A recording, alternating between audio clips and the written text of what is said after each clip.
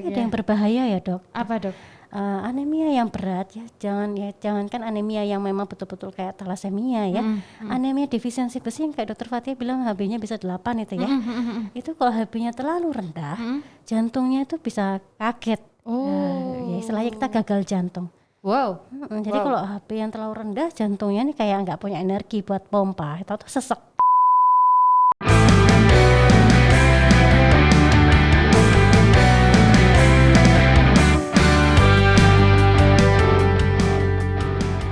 Hai Sobat Sehat semua, jumpa lagi dengan saya Dr. Fatia, dokter umum di Klinik Arda ke sesi podcast kali ini. Nah Sobat Sehat semua, kali ini kita kedatangan tamu spesial nih, dokter terbaru dan kesayangan kita semua, yaitu ada Dr. Asri, spesialis anak. Halo dokter. Halo dokter Fatia. Selamat malam dokter. Selamat malam. Gimana kabarnya dokter? Alhamdulillah sehat-sehat. Alhamdulillah Dokter Fatia sehat? Alhamdulillah sehat dok. Alhamdulillah. Iya. Ya. Selamat datang ya dok ya di Klinik Yeay, Arda.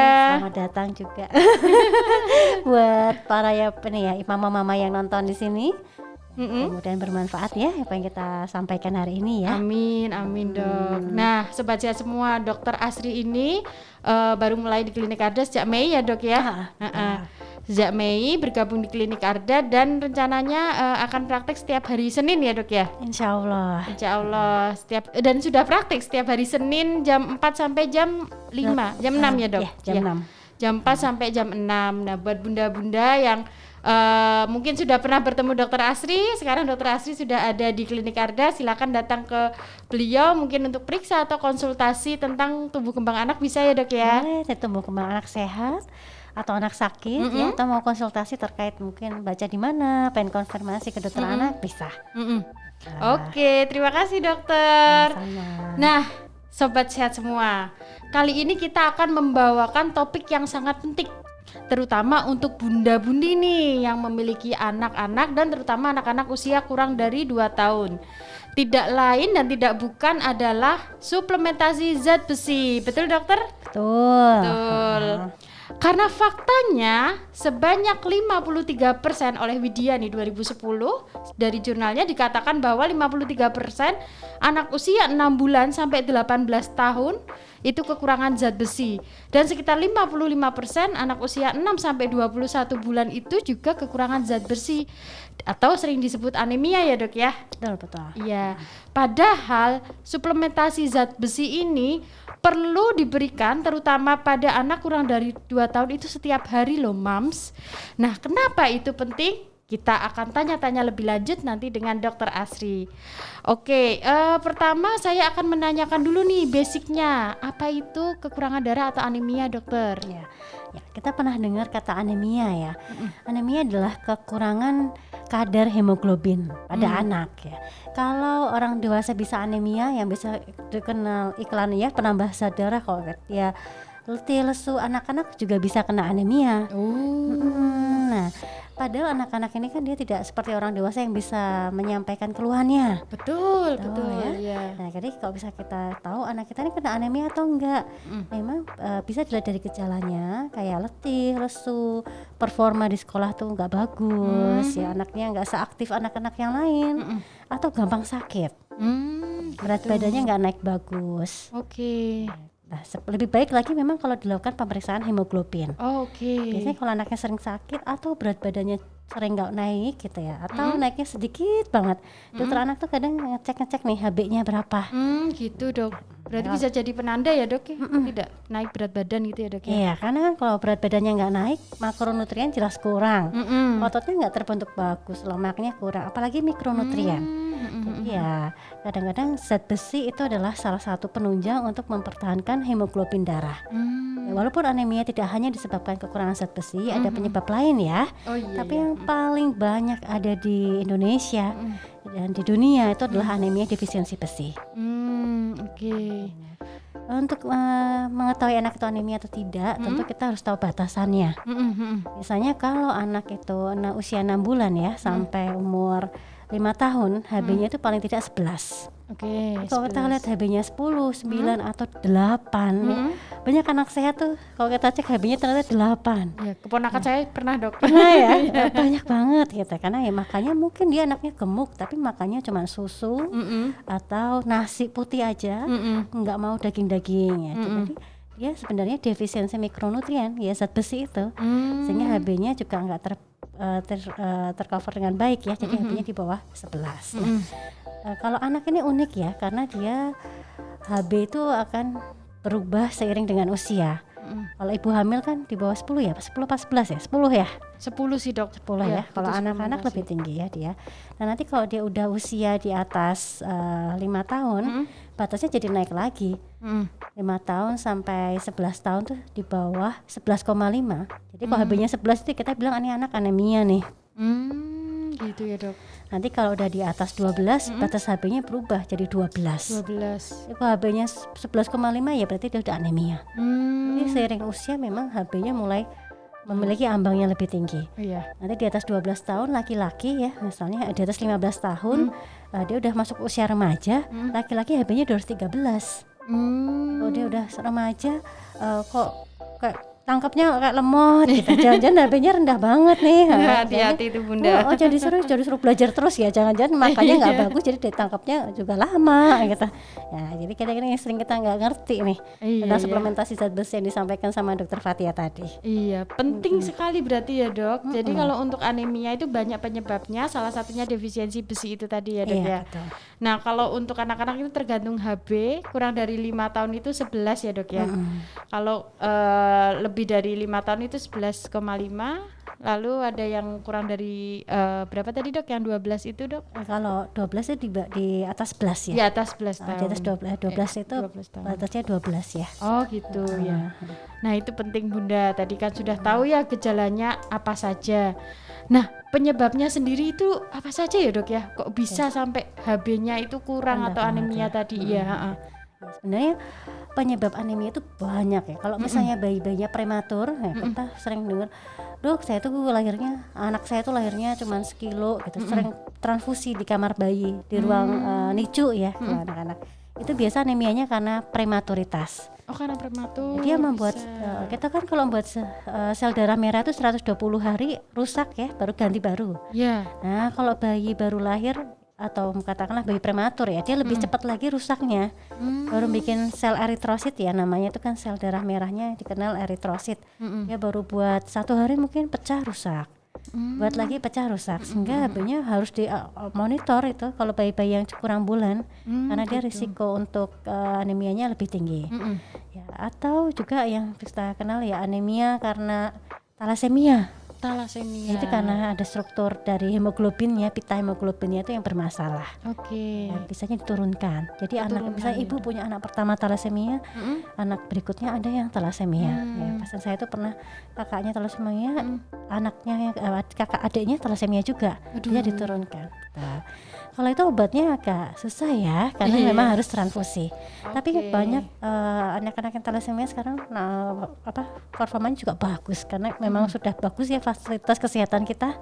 Jadi nggak seperti dulu lagi. Jadi nggak harus ke luar negeri ya dok? Bener, nggak usah jauh-jauh ya, di Indonesia aja. Iya betul. Nah, terus yang lain ada anemia aplastik. Aplastik. Jadi memang dari sumsum tulangnya ya. Jadi dia memang nggak bisa membuat hemoglobin dengan bagus. Atau keganasan atau leukemia. Tuh yang sering di sinetron ya dok. Oh banyak ya sinetron leukemia. Oh jarang nonton sinetron ya. Dokter Fatia nontonnya sinetron. Leukemia ya karena produksi dia terhambat sama leukosit. Leukositnya yang kalau kita leukemia berarti kan leukositnya yang berkembang pesat. Harusnya dibatasi sama tubuh untuk supaya tidak terlalu banyak ya membuat baru. Tapi karena disconnect di situ, jadi dia membuat banyak sel leukosit, akibatnya sel darah merahnya terhimpit ya, nggak bisa memproduksi cukup bagus. Jadi cukup banyak ya dok. Kompleks ya dok. Ya paling banyak adalah anemia defisiensi besi karena kekurangan bahan bakunya yaitu zat besi. Oke. Jadi kalau defisiensi besi lebih ke bahan baku atau asupannya itu ya dok ya? Ya karena ya kalau sel darah merah itu kalau dipecahkan ya hemoglobin itu tadi ya produknya ya. Ya hemoglobin itu yang membutuhkan zat besi. FA ya untuk FA. membentuk ya. Iya. Ya, tuh Oke. ingat Bunda. Tuh penyebabnya paling banyak. Nah, Dok, tadi kan di awal sempat saya baca-baca juga suplementasi zat besi itu kan harus dibelikan terutama kurang dari lebih tahun tuh kalau perlu setiap hari tuh dokter tadi juga di awal sempat mengatakan ke saya. Nah, kalau misal ini anak sampai defisiensi Dok, sampai anemia, itu konsekuensinya apa ya Dok ya? Nanti kedepannya gimana pertumbuhannya dan sebagainya? Banyak banget anak-anak yang datang gitu, kok gampang sakit ya dok anak saya. Kalau dilihat anak yang lain tuh bapil itu langsung sembuh, atau paling bapil ya paling 6 bulan sekali lah, nggak sampai tiap bulan dia batuk pilek. Iya. Nah si anak ini kok anak saya sering batuk pilek ya dok. Anemia itu ya HB itu penting untuk daya tahan tubuh. Jadi kalau HB dia bagus, dia juga oke nih ngelawan kuman-kuman. Virus kan harusnya nggak perlu obat. Jadi virus itu kalau influenza dia pilek-pilek gitu kan mengganggu ya, dia makanya jadi susah, berat badan jadi nggak naik gitu. Iya. Kalau dia anemia ya dia akan kurang bagus. Kurang bagus. Sama fungsi kognitifnya juga. Oh, daya Ya, pikir konsentrasi. terus butuh juga buat pertumbuhan ya, zat besi ya. Kalau anak anemia ya dia pasti pertumbuhannya juga nggak bagus. Oke. Berarti kompleks sekali ya dok. Kerugiannya betul. bisa merembet kemana-mana ya Tapi dok ada ya. yang berbahaya ya dok. Apa dok? Anemia yang berat ya, jangankan anemia yang memang betul-betul kayak thalassemia ya. Anemia defisiensi besi yang kayak dokter Fatia bilang HB-nya bisa 8 itu ya. Itu kalau HB-nya terlalu rendah, jantungnya itu bisa kaget. Ya istilahnya kita gagal jantung. Wow. Jadi kalau HB yang terlalu rendah, jantungnya ini kayak nggak punya energi buat pompa, atau sesek ya. Makanya sesek itu berbahaya sekali. Kalau udah sampai situ nanti bisa sampai mana itu dok? Kalau jantungnya Iya terlalu bahaya ya, berat? bisa shock ya. Bisa shock. ya. Terus kondisi Harus meninggal. segera dapat transfusi ya kalau seperti itu. Oke. Ada juga ya anemia, tadi saya belum nambahkan penyebab anemia. Anemia karena penyakit kronis. Oh Nah, iya. jadi karena kami saya sakit TB, anak-anak TB itu kalau nggak diobatin HB-nya akan rendah. Nah, jadi dia ya obatnya penanganan anemianya harus ditata laksana obatnya, obat dari penyakit dasarnya. Kalau penyakit dasarnya bagus, dicek HB-nya ulang bisa bagus. Saya yang nambahkan aja nih. Iya, Ini siap belum dok. kita bahas ya gitu. Iya, mungkin itu juga penting ya dok, mengingat banyak penyakit kronis di Indonesia ya dok. Ya betul. Ya, terutama flek ini ya, flek. Dok anak saya flek nggak datang udah mendiagnosis tuh mamanya karena sering dia di IG ya. Iya gitu. Kok sakit-sakit terus? Padahal kan sebenarnya mungkin kurang zat besi itu tadi ya dok Ya ya. bisa juga. Iya, oke. Itu bunda-bunda penting sekali ya. Soalnya tadi dikatakan juga di bawah 2 tahun tuh 50% anemia itu.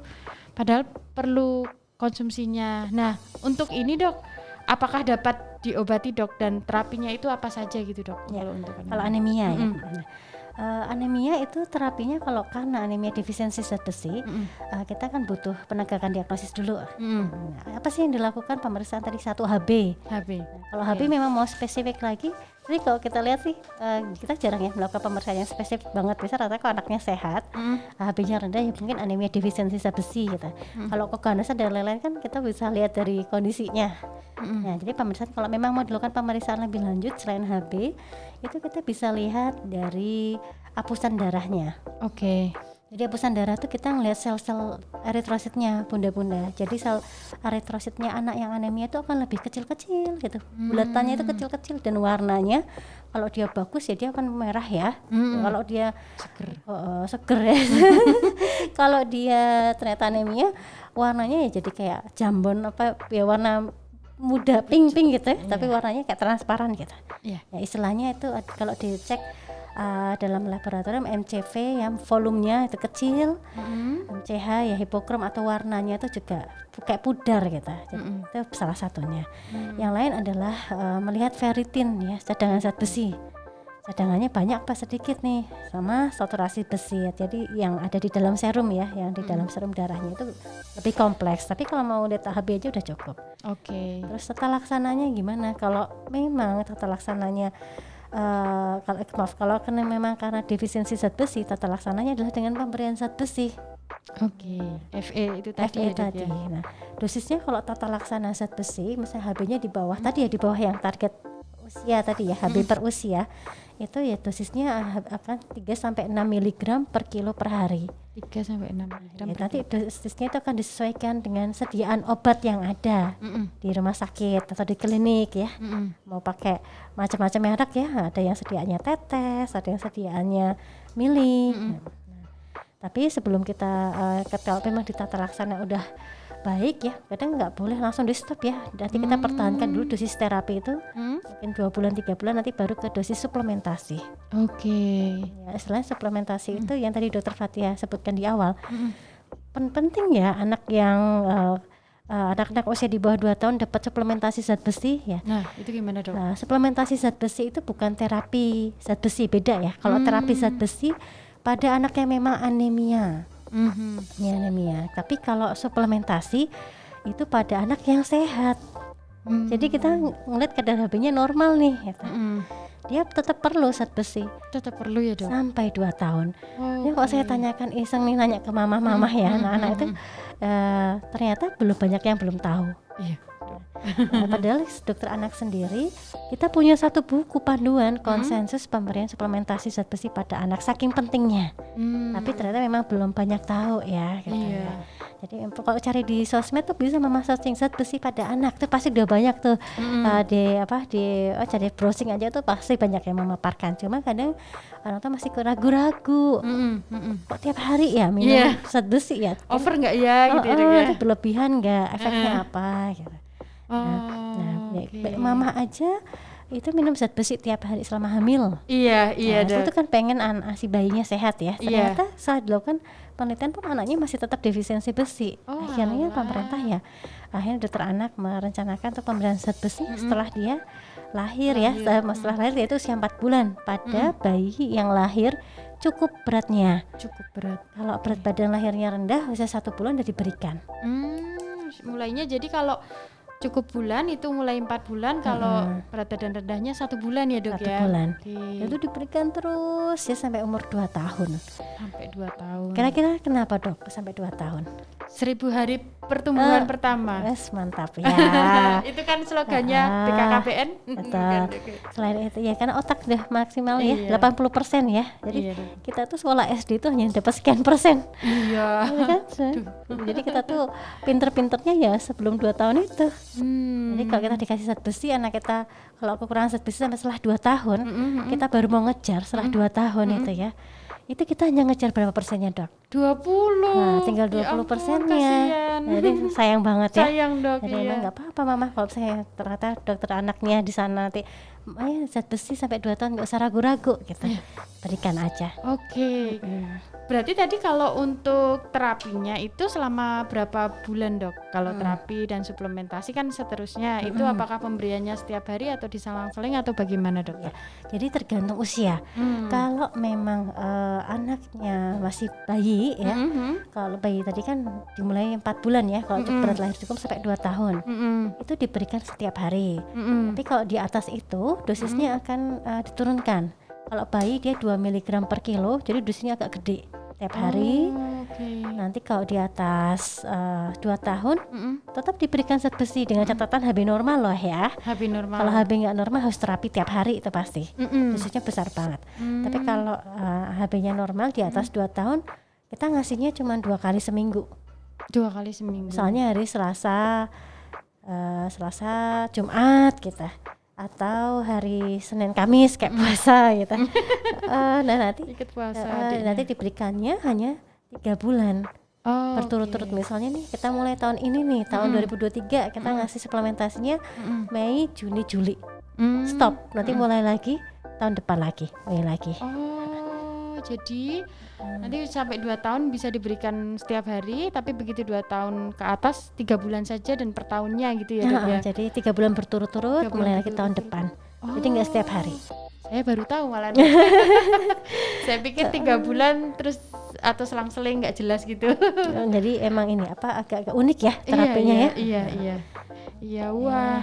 Ada lagi tidak dok yang mungkin asupannya atau apa yang harus dijaga oleh bunda-bunda ini? Iya, biasanya memang ini untuk mendiagnosa anemia defisiensi besi sebelum ke diagnosis kita mesti nanya dulu ya, maamnya riwayat makannya gimana sih? Iya, Gitu. betul. Kalau dari berat badannya udah nggak oke nih kita udah bisa, wah ini kayak emang ini ya. Tapi kalau anaknya gemuk, kita tuh harus explore.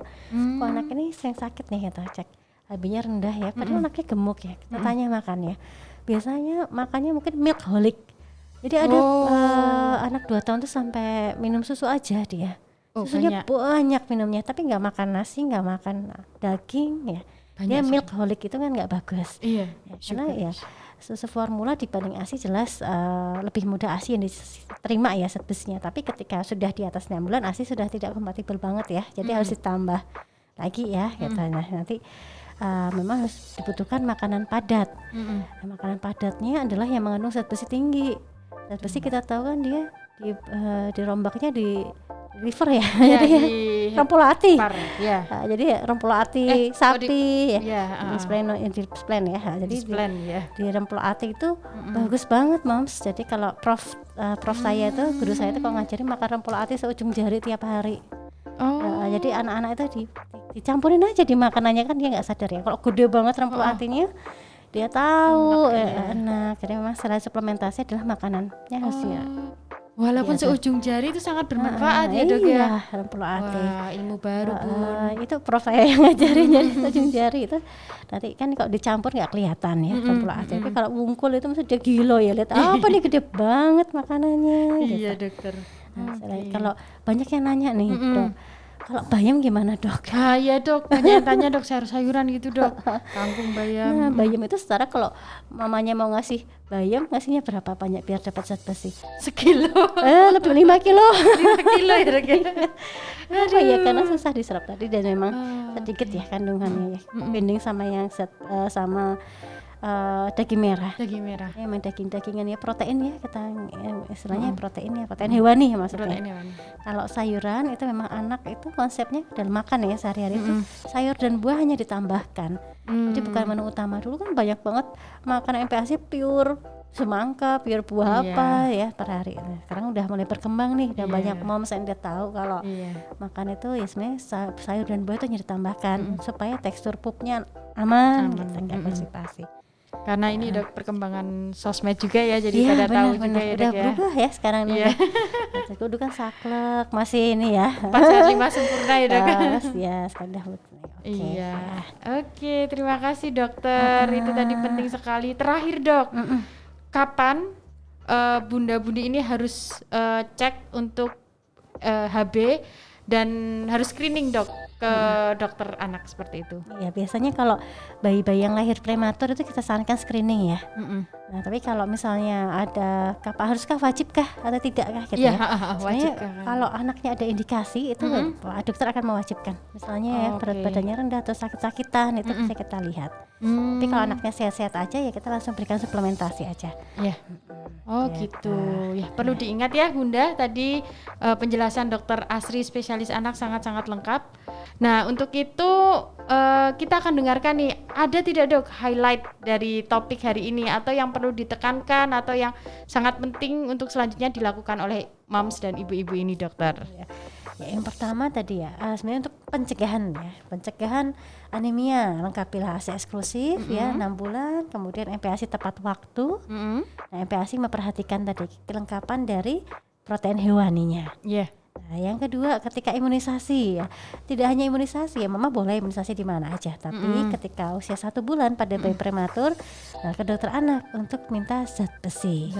Kita akan dicek nih zat besinya butuh dosis terapi atau suplementasi aja. Nah, kalau yang 1 bulan kan saat BCG ya, jadi kalau bayi prematur pas BCG nanti ingat-ingat minta suplementasi sama dokter anak. Nah, kalau yang bayi cukup bulan ya saat umur 4 bulan. 4 bulan kan pas saatnya pentabio ya. Pas pentabio DPT jangan lupa minta zat besi. Kadang-kadang ya itu sering miss ya. Kita akui, nanti kita kadang ngecek udah dapat belum, belum gitu pada umurnya udah sekian. Jadi mama-mama sekalian, anak-anak itu berhak untuk dapat zat besi. Zat besi ya, Dok, Karena ya? itu sudah dari penelitian jangka panjang sekali dan sudah dibuatkan konsensus untuk dokter anak sekalian bahwa memang zat besi diberikan sampai umur 2 tahun. Mulai dari umur 1 bulan untuk prematur, 4 bulan untuk bayi cukup bulan. Iya, oke. Terima kasih ya dokter. Itu tadi ya Bunda, 1 bulan di pas BCG cek untuk bayi prematur, 4 bulan waktu DPT pentabia untuk cukup bulan ya dok. Ya. Dan harus ke dokter spesialis anak, tidak boleh membeli sendiri ke apotek ya dok ya. Karena yang dosis awal kita harus tentukan dulu ya. Iya. Dosisnya butuh yang terapi atau yang suplementasi. Iya. Oke.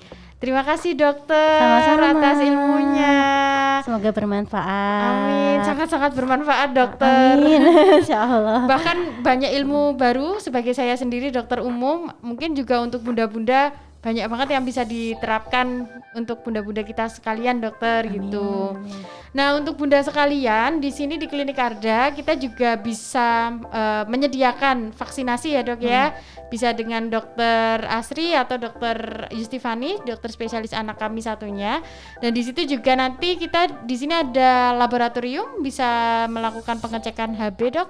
Mungkin untuk yang lebih detail lagi juga kita bisa kerja sama dengan lab luar juga yang lebih advance gitu. Nah di Klinik Arda kita menyediakan fasilitas vaksinasi juga ya dok ya gitu. Mungkin nanti untuk pemeriksaan hemoglobin dan screening lebih lanjut dengan FE bisa dengan dokter Asri spesialis anak atau dengan dokter Yustifani spesialis anak gitu.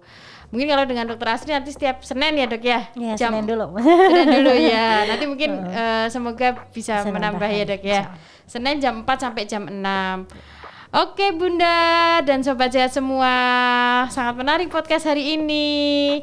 Nah untuk Bunda dan Sobat Sehat semua, jika ingin tahu di Klinik Arda lokasinya di mana, itu ada di Jalan Tegal Turi nomor 44 Giwangan Umbul Harjo Yogyakarta atau yang daerah selatan Yogyakarta. Oke.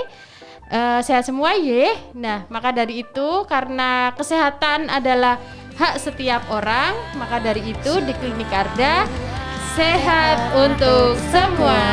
Terima kasih dokter.